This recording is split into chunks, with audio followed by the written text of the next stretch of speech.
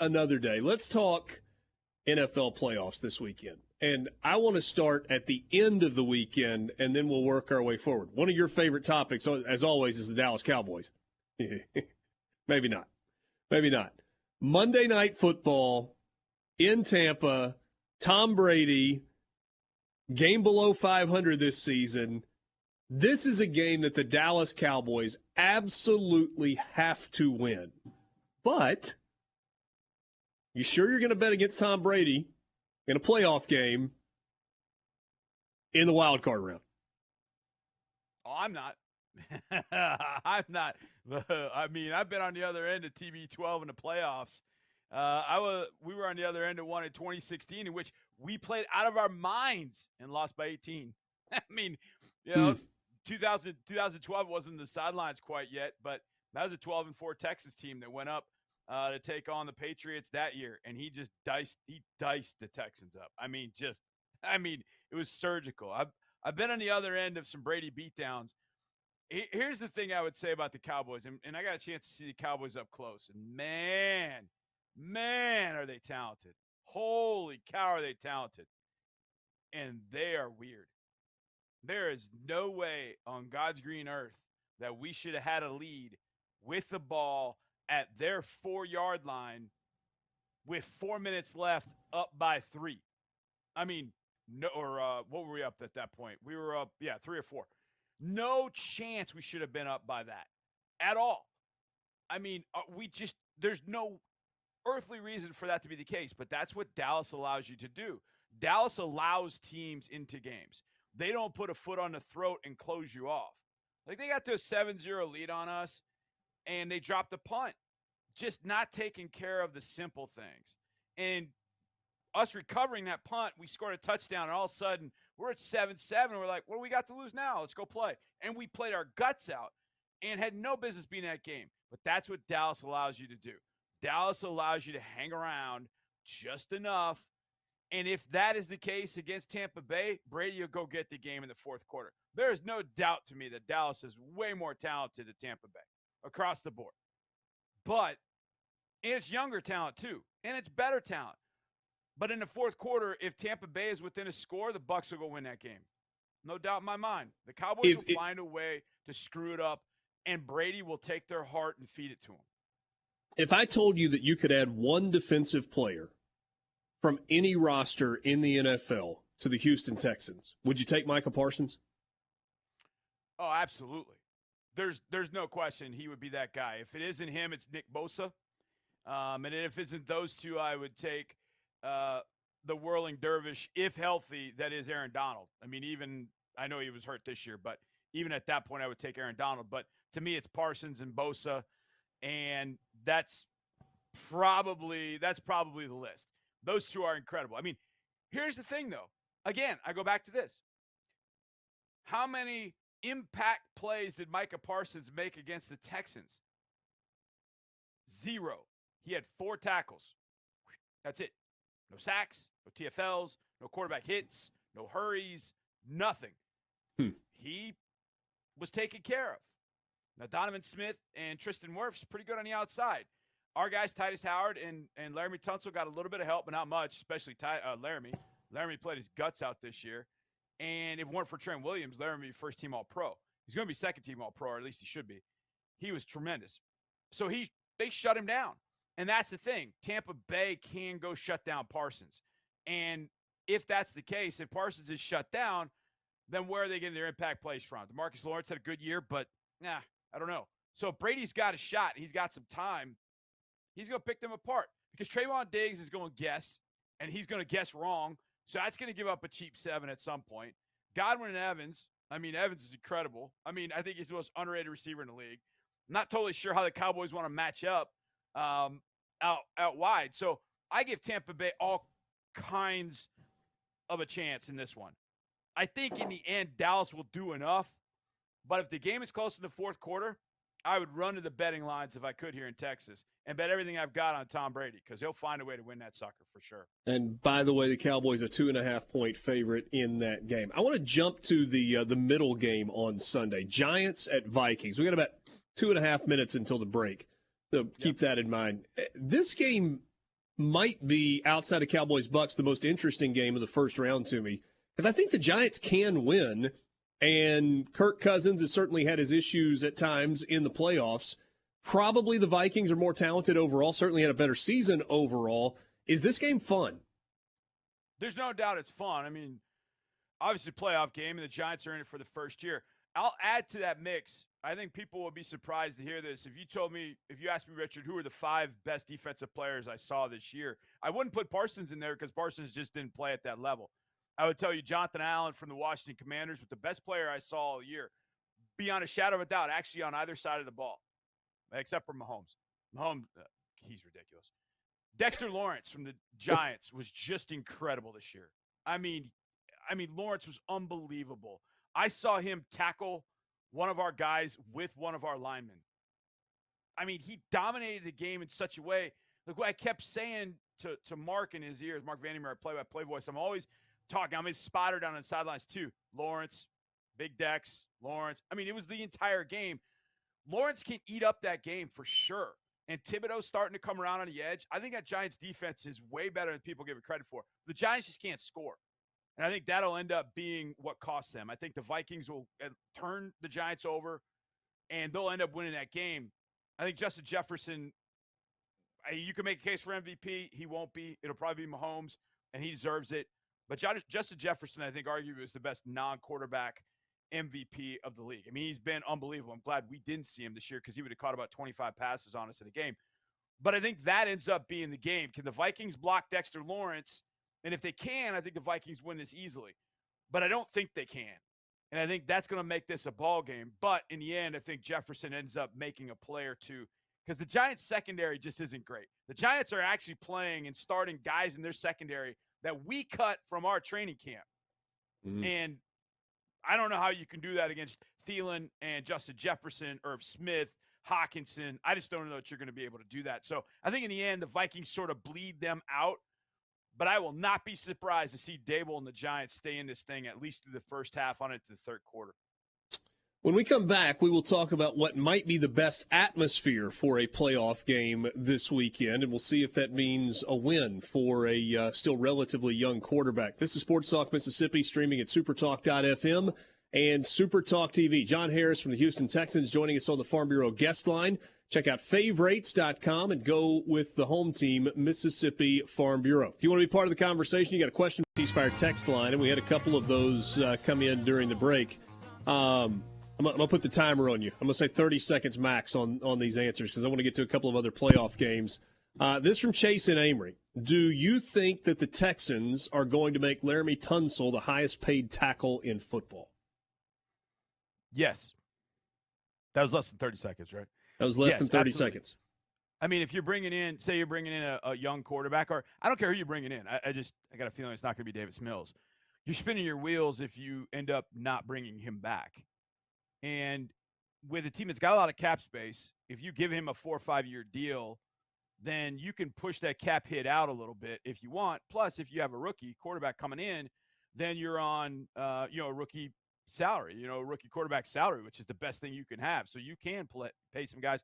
And Laramie had a really good year. And I think it would be foolish if he's not back with us because you're going to then move things around and take out arguably the second or third best. I think he's the first best, but I'm biased. You're going to take out the best tackle in the league for a rookie quarterback or a young quarterback? Nah, forget that. Laramie's got to get paid. I think he wants to be in Houston. I think he'll get paid, yeah. Cody in South Carolina wants to know which former Mississippi State players do you think will end up in the Hall of Fame? He gives you 3 options. Chris Jones in Kansas City, Dak Prescott with the Cowboys, Jeff Simmons with the Tennessee Titans. Oh, boy. You know what I hope a team doesn't pay Jeffrey Simmons is the Tennessee Titans. I'd like to see him go elsewhere and get out of my division. I'm tired of seeing that guy tear up my games. He was another guy that – oh, Richard, if I could tell you about that game, he tackled Damian Pierce with Kenyon Green. It's not supposed to work that way. Yeah, it's not supposed to work that way. I think if I had to put money on a guy going to the Hall of Fame, it'd probably be Chris Jones from that group. Even though I think Simmons will be in the mix. I don't think Dak's going to be in the mix, unless near the, as Dak goes on, he wins a couple of championships. And I know about quarterback wins and all that, but I think Dak's put up a lot of great numbers. But the guys that get considered for the Hall of Fame either put up gargantuan numbers or they get good numbers and then they have a championship or two. That's the way Dak's going to be considered. But Chris Jones has got some belts on the wall. He's got some All-Pros. He's got some Pro Bowls. Those things matter. But I think Simmons is, ironically, the player that I fear the most. And that doesn't always make him Hall of Famer, but Simmons is the guy that scares the fool out of me.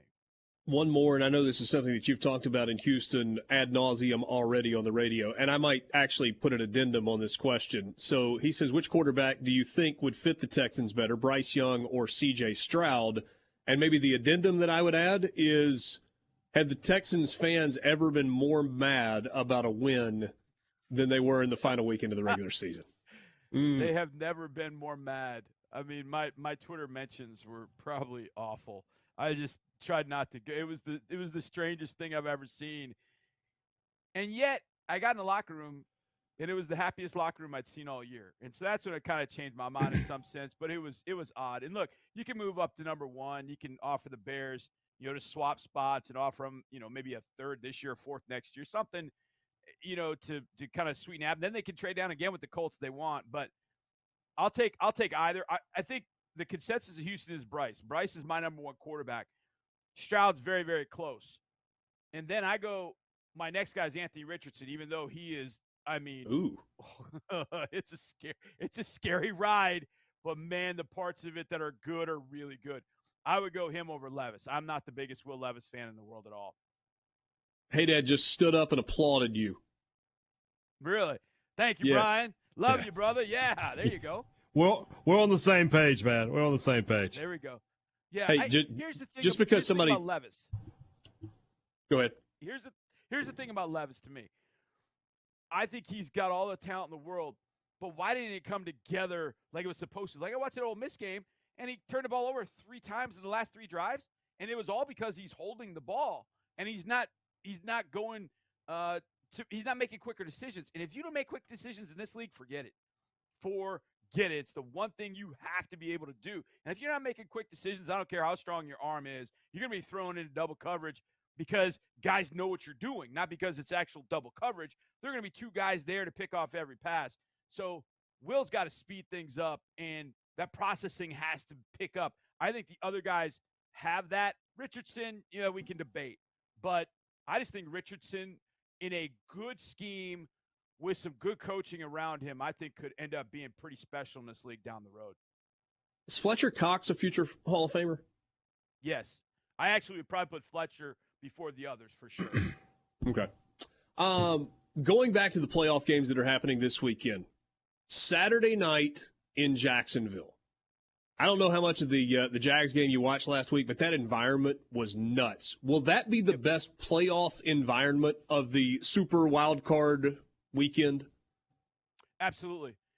Having lived in Jacksonville for 7 years, I was there when the Jags started the franchise. And at that point, I'll never forget, I was a third-year teacher, and I remember the Jags beat the Broncos in divisional playoff round. And on Monday, I had about a dozen students that were about falling asleep at their desk. And finally I got mad, and I looked over like, why are you so tired? And they're like, well, Coach, we went to the Jags, party when they arrived back home. There were like 60,000 people there. Like, what? It was amazing. They went berserk. They were all in on that franchise. And then, went wayward. They had to put tarps there. They just haven't had success. That game against Tennessee was electric. And that place can be electric, and it's going to be for the Chargers. And that's going to put a lot of pressure on Jacksonville. And they beat the Chargers soundly out in L.A. this year. I think the Chargers are going there with house money. And I think the Chargers end up winning that football game. I think the Jags are really good. They're going to be really good. But the pressure got to them the other night a little bit. And I think that's going to cost them. And I think Herbert is going to have himself a solid ball game. Teams have moved the ball on them when they don't turn it over. The Jags have thrived on turnovers. The Titans couldn't move it because they didn't have anybody playing.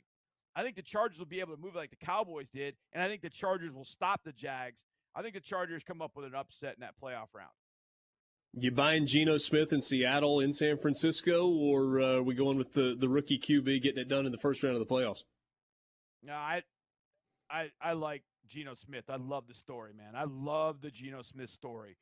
And the Seahawks just got pounded after that trade for Russell Wilson. So I love how the Seahawks answered. But this 49ers team, I think, is the best team in the league. It's incredible offensive talent. Ooh. When it wants to get to a different level, it will. And I think the Seahawks are going to go in there loose and play well probably for a half. But the reality is the 49ers are the most talented team in the league right now. And I don't care if Brock Purdy's pulling the trigger or not. He might be the right guy just because he's not going to make mistakes. And he knows to get the ball to his weapons. Get the ball to your weapons. He's thrown 2 touchdowns in every start. I think he had 3. He's had 2, at least 2. And I think he's run for a few as well. He's just in a good mode. He fits what Kyle wants to do. And you add McCaffrey to what they already have. They just got to get Debo back healthy. When they have Debo back healthy, they'll win the NFC. Is McCaffrey the most significant in-season pickup in a long time for any team? If he's not, I don't know who it is. I was racking my brain the other day thinking about that. Who is the best trade deadline? There was another one at the trade deadline that was pretty good. I can't put my finger on it, but McCaffrey was phenomenal. And here's the thing. It actually was good for Carolina, too, because Carolina then moved Chuba Hubbard in along with Deontay Foreman, and they actually ran the ball better. So it actually worked for Carolina, too, and they'll have the draft capital, but McCaffrey just fits so well. And here's the thing about McCaffrey. Kyle Shanahan's the type that after a couple of years, and I don't know what his contract situation will be, but if it's McCaffrey taking too many hits, Kyle Shanahan just put him in the slot. Just let him be a slot receiver. Just turn into Julian Edelman, for the rest of your career. And where he'll take fewer shots, but he'll catch 88, 90 passes a year. That's what he can do at the end of his career. When running back is done, he can go do that and be just as successful. So I think McCaffrey was a tremendous pickup for the Niners. I wasn't totally sure how that was going to go, but, man, he has been perfect for that team. All right, we've got a minute left. Give me your Super Bowl matchup. I think the 49ers in the NFC, just too good. And I think the Bills, if the Bills play the Bills wanted that game at Buffalo against the Chiefs so badly. I've said the Bills from the beginning. So I'm sticking with the Bills in the AFC. I wasn't totally sure in the NFC, kind of let that play out. But halfway through the year, I was like 49ers. And then Garoppolo got hurt. I thought, I don't know. I think Purdy's actually made them better. So I'm going Niners and Bills in the Super Bowl. That'd be a fun matchup. It'd be like we're in the early 90s, late 80s all over again. Heck, that'd be that'd fun. Be fantastic. Circle of wagons, baby. Nobody circles the wagons like the Buffalo Bills. Johnny Harris, thanks as always.